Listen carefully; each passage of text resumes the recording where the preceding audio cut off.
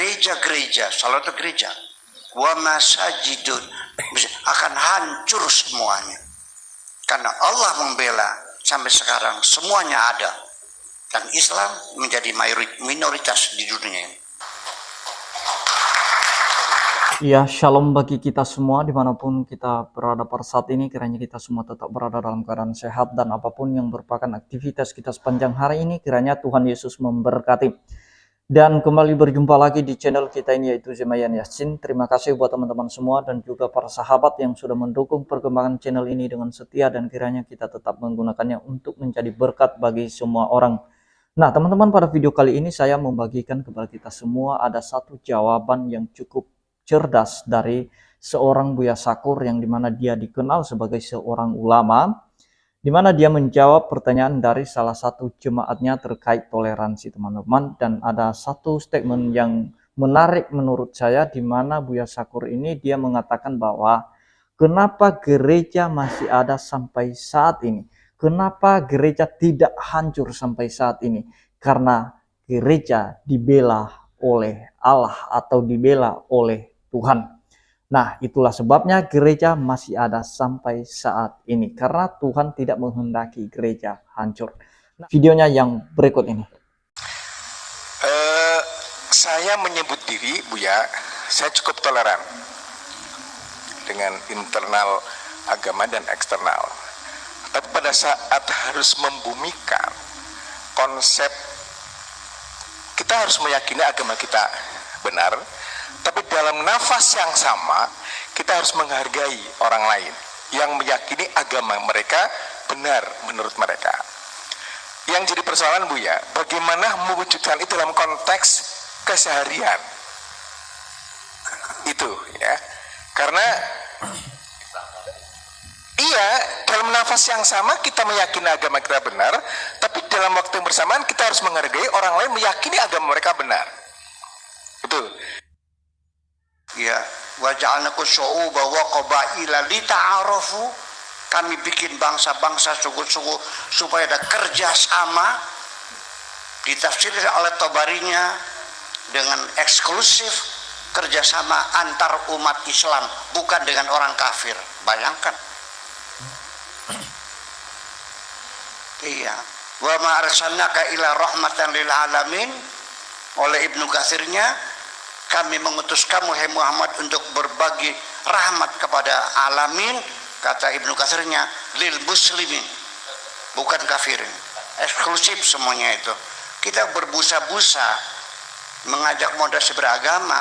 Kalau kita dibaca anak-anak kita, itu juga tidak akan berubah kok. Maka silabus yang kita robah semuanya itu. Iya dong. Iya, yuk kita datang ke Bapak, datang ke depan tuh. Ini bagaimana silabusnya? Ya, anak-anak kita yang baca, haram, nggak boleh menjawab waalaikumsalam pada orang kafir yang bilang assalamualaikum tuh gitu. Kok cokak banget sih, masa orang assalamualaikum boleh dijawab? Itu kan kesombongan, eksklusivisme. Ya, jadi ya seperti itu. Itu yang kedua. Yang pertama apa tadi? Pertanyaan yang pertama tuh. Yang pertama mungkin pragmatisnya ya Pak Husain, yang tadi melihat sisi pragmatis, implementasinya, toleransi dalam konteks bermasyarakat. Begini aja dah, Anda punya istri cantik kan, betul nggak? Agama ibaratnya istri lah. Anda yakin istri Anda paling cantik, betul kan? Ya sudah, silakan, tidak ada masalah kok. Ini istriku paling cantik, silakan Anda yakin. Yang pasti silakan, cintailah, sayangilah, rawatlah, perhatikanlah, bahagiakanlah, selesai. Jangan jelek-jelekan istri saya yang kau anggap tidak cantik. Menurut saya istri juga cantik juga, lebih cantik dari istrimu. Akhirnya kan berantem ini.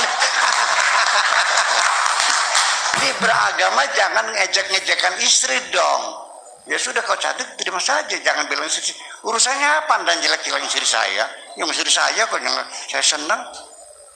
Beragama juga begitu. Jangan menyalahkan agama orang lain, nggak ada urusan kok. Apakah agama kita tidak sempurna kalau kita tidak menjelek-jelekin agama lain? Apakah agama kita tidak cukup kalau kita tidak membenci agama lain? Apa itu rumusnya? Nggak ada. Ya cinta-cintailah, beragama-beragamalah. Lalu apa urusannya? Jadi begini, kenapa agamamu dicaci maki orang? Karena kamu mencaci maki agama orang lain. Jadi siapa yang caci maki? Ya kamu sendiri. Gara-gara nyaci maki orang lain, akhirnya agama kamu dicaci maki juga akhirnya. Ya kan persen seperti itu. Jadi beginilah, itu tidak akan pernah selesai. Bahwa kemajemukan agama, pluralitas agama dirawat oleh Allah. Mau ngelawan? Laula daf'allahi nasa ba'dahum ala ba'din lahuddimat sawami'u wa biya'un wa salawatu wa masajidu allati yudhkaru fiha ismallahu katsira. Kalau bukan karena dibela oleh agama satu orang dengan orang lain, maka kelenteng-kelenteng, sinagog-sinagog, wasolawatun, dan gereja-gereja, salat gereja, wa masajidun, akan hancur semuanya. Karena Allah membela sampai sekarang semuanya ada. Dan Islam menjadi minoritas di dunia ini. Di sini kita mayoritas di Indonesia, di dunia minoritas. Senjata di tangan mereka, ekonomi tangan mereka. Untuk ngerusak kamu gampang, dia remek aja kok, habis kayak kerupuk. 21 negara Arab nggak bisa ngelawan Amerika, buru Amerika. Armada 6-nya saja di Laut Tengah nggak bisa mereka mengalahkan armadanya saja, apalagi ngelawan Amerikanya. Nah, supaya jangan dihancurkan, Allah intervensi membela orang Islam. Negara Islam yang terbelakang, yang bodoh, yang melarat itu dikasih minyak oleh Allah supaya eksis mereka. Dari mulai Maroko, Aljazair, semua sampai Indonesia minyaknya ada. Begitu Filipina nggak ada minyak kok. Apa ini disengaja apa memang kebetulan? Itu laula daf'allahi nasa. Kamu ini bodoh, kamu ini terbelakang, kamu ini tukang gulet. Ya, apa yang kau banggakan? Bertengkar, goblok, terbelakang. Kau merasa paling hebat sendiri? Gimana sih? Nggak paham-paham. Iya, merasa hebat sendiri. Bangkitlah, sudah, jangan menyanyikan lagu-lagu lama lah. Iya kan gitu. Kita realistis saja sekarang, kita bangkit yuk gitu. Kita bikin Indonesia yang damai. Indonesia yang damai. Terima kasih. Jadi itu dia videonya teman-teman, kita sudah mendengarkan apa yang menjadi jawaban yang cukup luar biasa dari seorang Buya Syakur, di mana ini merupakan peringatan juga bagi mereka yang suka intoleran, yang suka mengejek atau menjelek-jelekan agama orang lain. Saya percaya teman-teman bahwa ketika tidak ada saling menghina, saling menjelekan, saling mengejek-ngejek agama lain, kita pasti akan hidup damai, hidup rukun. Nah, kenapa terjadi saling menghina ini, saling menjelek-jelekan agama satu sama lain? Karena sudah ada yang memulai. Nah, coba kalau tidak ada yang memulai, pasti aman-aman saja, pasti damai-damai saja. Tidak akan ada kegaduhan, tidak akan ada kerusuhan, tidak ada yang namanya intoleran. Nah, kalau kita mempertahankan agama kita masing-masing, ya silakan, jangan menjelekkan agama orang lain dengan cara memuji agamamu. Nah, agamamu lah agamamu. Kalau memang menurut kamu itu sempurna, itu sudah benar, itu sudah hebat, itu luar biasa, silakan imani dan perdalam dan amalkan apa yang tertulis dalam kitabmu itu sendiri. Demikian juga agama-agama yang lain. Apa yang diajarkan dalam agamamu itulah yang kamu amalkan. Nah, tentu saja kalau ajaran agamanya baik teman-teman, maka dari perbuatan-perbuatan mereka, dari buah mereka, kita mengenal mereka. Seperti yang Tuhan Yesus sampaikan ya. Kalau misalnya orang Kristen, misalnya ajarannya tidak baik, tentu saja karakter-karakter orang Kristen, tindakan-tindakan orang Kristen, bahkan buah dari iman Kristen itu pasti tidak baik. Nah, tetapi karena ajaran Kristen itu mengajarkan bagaimana harus saling mengasihi, bagaimana harus bisa membawa damai, bagaimana kita harus menjaga kerukunan, menjaga kedamaian, maka itu kita lakukan, kita terapkan dalam kehidupan kita sehari-hari. Karena itu pesan Yesus. Apa kata Yesus? Berbahagialah mereka yang membawa damai, karena mereka disebut sebagai anak-anak Allah. Nah, jadi ketika kita membawa damai kepada banyak orang, yang bukan hanya kepada internal saja, kepada orang-orang Kristen saja, kepada orang yang beda keyakinan dengan kita sekalipun, kita harus membawa damai tersebut kepada mereka, supaya mereka bisa melihat bahwa kita ini beragamanya, ya beragama yang benar. Yang diajarkan kepada kita itu, yaitu damai, mengasihi. Nah, jadi kita lihat akhir-akhir ini teman-teman, cukup luar biasa ya. Sungguh luar biasa di mana ada beberapa gereja, bahkan dalam tahun ini pun sudah berapa gereja yang dipersekusi, yang dilarang ibadahnya, yang disegel gedungnya, alasan tidak ada izin. Nah, saya heran, kenapa orang berdoa di rumah saja itu mesti diminta izin, teman-teman. Nah, bahkan dalam sehari ada kejadian yang sama, pelarangan ibadah yang terjadi dalam waktu yang sama. Nah, bayangkan teman-teman, bagaimana negara kita kalau terus-menerus sibuk masalah urusan agama. Kapan majunya?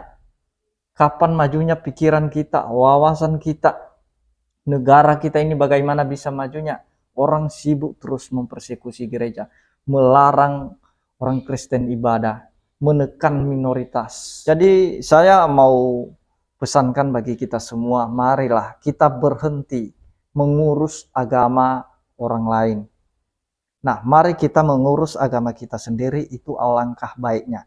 Apa yang diajarkan dalam kitab suci kita, itu alangkah baiknya kita terapkan, supaya benar-benar kita hidup dalam kedamaian. Nah, kalau ajaran kitab suci kita mengajarkan kasih, damai, mengasihi, menolong orang, bagaimana kita beramal, beribadah, nah kita terapkan itu. Jangan malah yang bukan ajaran kita, yang bukan kitab suci kita, itu yang membuat kita sibuk untuk mempelajarinya. Nah, kita mempelajarinya pun, kita mempelajarinya bukan karena motivasi kita benar, bahwa kita mau mencari kebenaran. Karena kebanyakan orang membaca kitab suci agama lain hanya mencari-cari kesalahan. Itu terjadi, teman-teman. Nah, jadi ketika ada seseorang mempelajari misalnya Alkitab dan kemudian dia tafsirkan sesuka hatinya, nah disitulah terjadi kegaduhan. Tentu saja ketika kitab suci kita diotak-atik oleh orang yang tidak bertanggung jawab, apalagi dia tidak mengerti sama sekali, nah kita pun sebagai orang yang menganut agama tersebut, yang mengimani kitab tersebut, kita pun sebenarnya tidak terima. Nah, tetapi itulah sebabnya kita ada untuk memberikan jawaban-jawaban bagi mereka yang salah paham tentang ayat-ayat kitab suci yang mereka tafsir sesuka hati mereka. Nah, jadi itu yang saya sampaikan, teman-teman. Mari kita bekerja sama, bergandengan tanganlah di bangsa ini. Kita hidup damai, kita hidup berdampingan. Mari kita junjung toleransi. Ini berkali-kali kita sampaikan, tetapi mudah-mudahan kelompok-kelompok yang selama ini intoleran, kiranya mereka mendengarkan apa yang menjadi jawaban dari seorang Buya Sakur ini, karena menurut saya ini merupakan peringatan bagi mereka, nasihat bagi mereka, pelajaran bagi mereka. Nah, kenapa ada gereja sampai saat ini? Karena Tuhan memelihara gerejanya. Sekalipun gedungnya ditutup, gedungnya dihancurkan, bahkan dilarang orang beribadah, itu tidak bakal menghentikan kekristenan di dunia ini. Justru semakin dilarang, semakin dipersekusi, justru disitulah Kristen semakin bangkit untuk memberitakan Injil kabar baik itu. Jangan sia-siakan waktumu, jangan habiskan energimu untuk mengolok-olok Kristen, mengejek Kristen, membubarkan ibadah Kristen, menyegel gereja. Jangan habiskan energimu di situ. Percuma, karena itu tidak membuat Kristen berhenti untuk memuji Tuhan, tidak membuat Kristen berhenti untuk mengabarkan Injil. Demikian yang saya sampaikan teman-teman, kiranya Tuhan Yesus memberkati kita semua. Shalom.